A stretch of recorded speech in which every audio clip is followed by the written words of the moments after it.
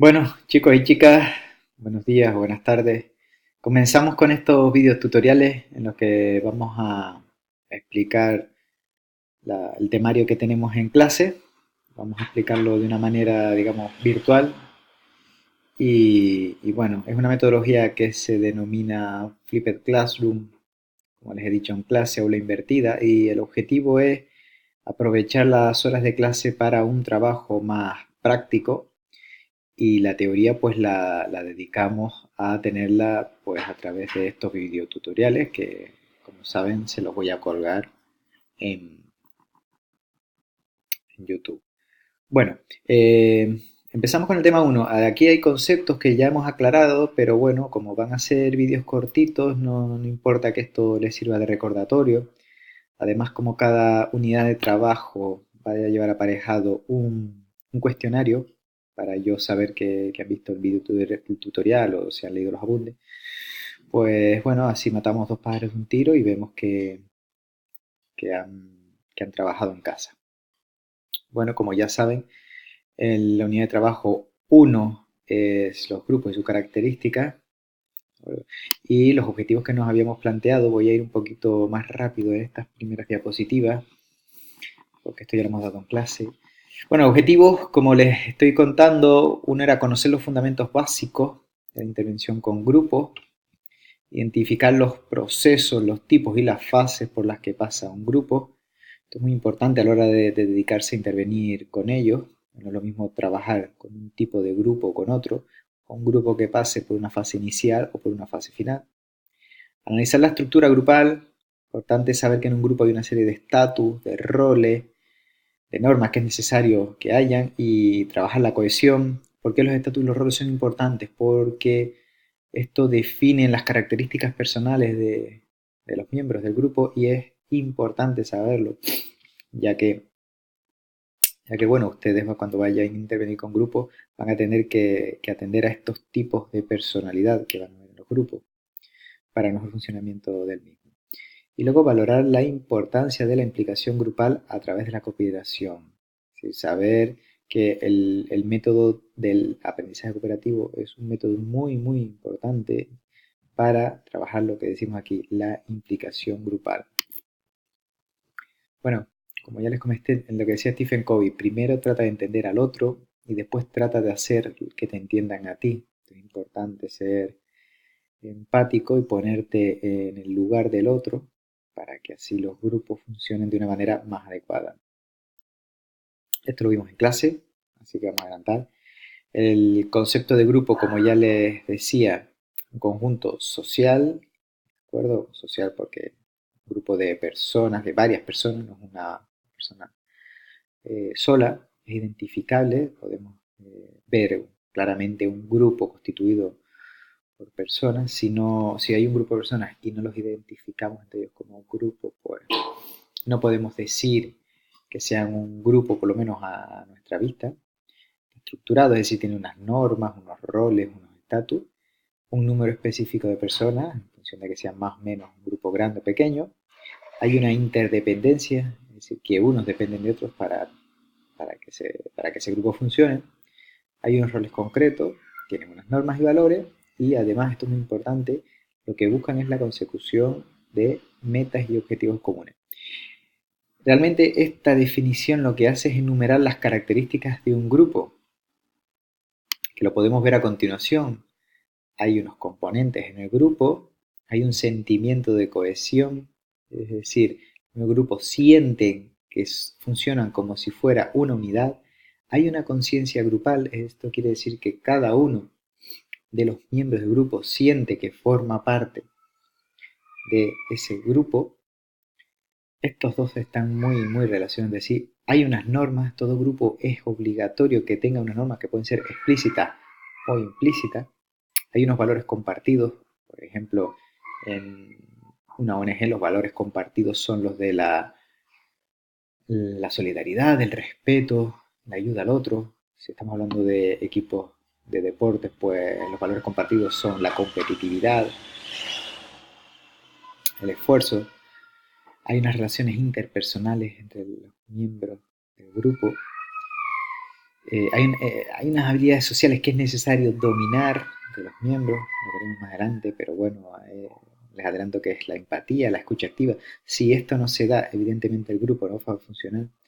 Hay una estructura interna, lo que hablamos antes de unos roles y un liderazgo que puede ser explícito o implícito, pero que seguramente, seguro es necesario que esté, eso es obligatorio.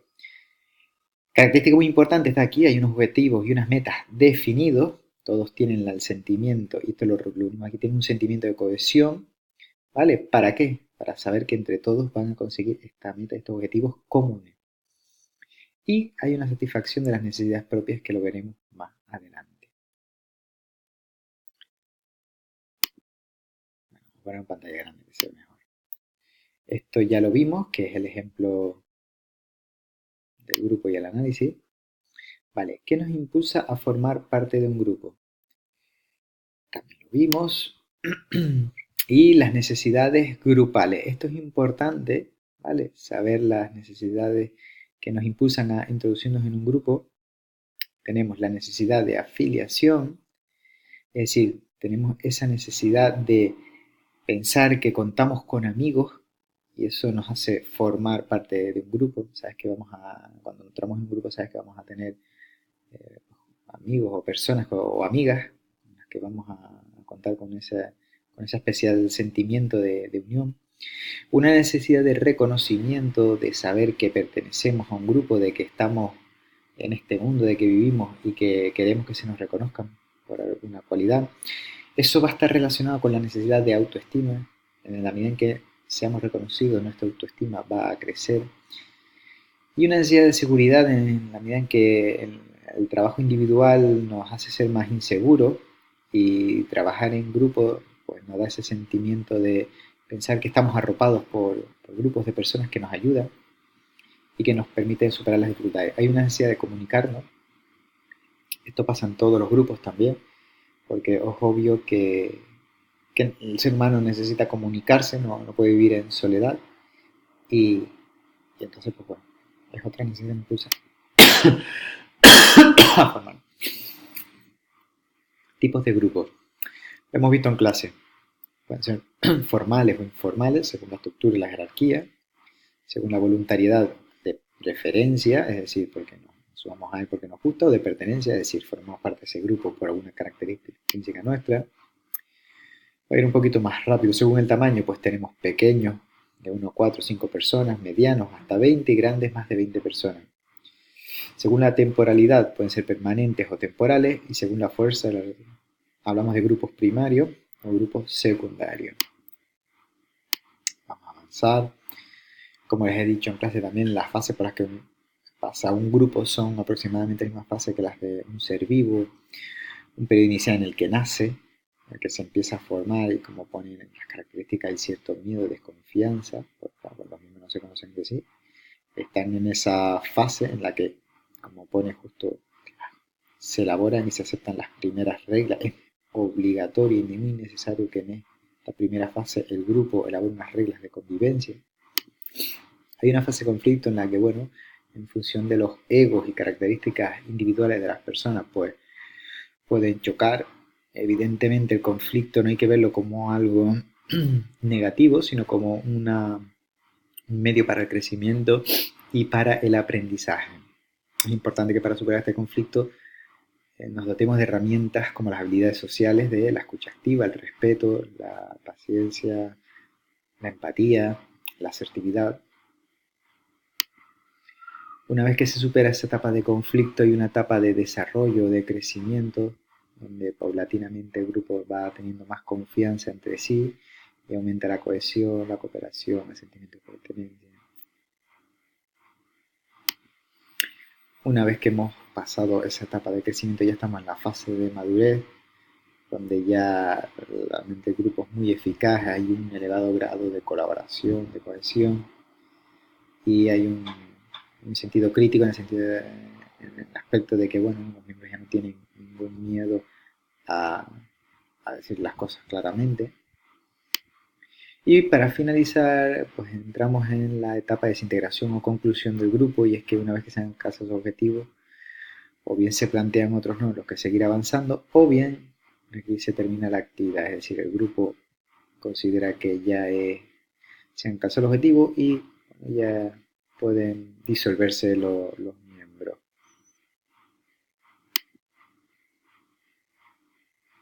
Esto lo veremos en clase.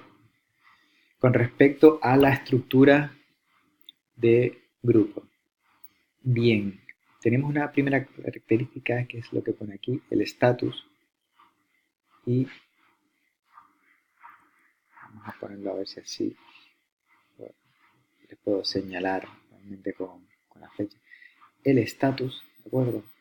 Es importante lo del estatus, como pone aquí, es la valoración que se adjudica a la posición que tienen los demás, bueno, nosotros mismos dentro de un grupo. Tiene que ver con el prestigio, como hemos visto con los demás.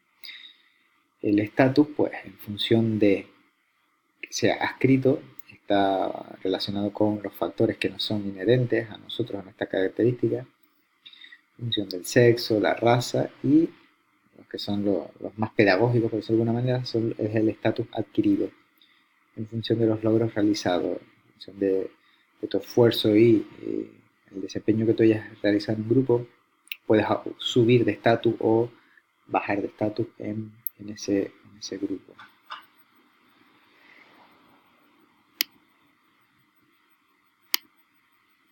Con respecto a los roles, hay varias características que podemos decir de los roles. Por un lado, podemos decir que la definición es la función que desarrolla cada uno de los individuos dentro de un grupo y podemos hablar de un rol percibido, es decir, el que nosotros observamos que desempeñamos dentro de un grupo, o el rol esperado, que es el que los demás esperan de nosotros a partir de unos prejuicios que se dan. Aquí hay una propuesta de roles positivos que sería interesante que los conocieran y los dominaran porque seguramente muchos de ellos los tendrán en los grupos con los que ustedes traten. Son muchos, como pueden ver, hay lo que se llama líder emergente natural, el orientador, el moderador, secretario, la secretaria, experto, experta, clarificador, orientador, orientadora, el acelerador, aceleradora, el líder institucional. Bien, pueden leerse las características que aparece aquí, ¿vale? Y bueno, también es importante saber cómo actuar con cada uno de ellos. Nosotros no vamos a dedicar ese tiempo a hacerlo porque creo que no es necesario. Pero sí que si ustedes tienen curiosidad por ver aumentar en las características, ampliar las características de estos roles, también sería interesante que viesen cómo actuar con uno de ellos. Aunque realmente lo más importante son los roles negativos. ¿Vale? ¿Por qué? Porque estos son los roles que pueden afectar a la cohesión del grupo. Entonces sí que es importante que dominen estos tipos de roles que hay y que sepan utilizar estrategias con cada uno de ellos. Veremos en el apartado, en el tema de resolución de problemas, cómo utilizando distintas estrategias podríamos trabajar con cada una de estas personas.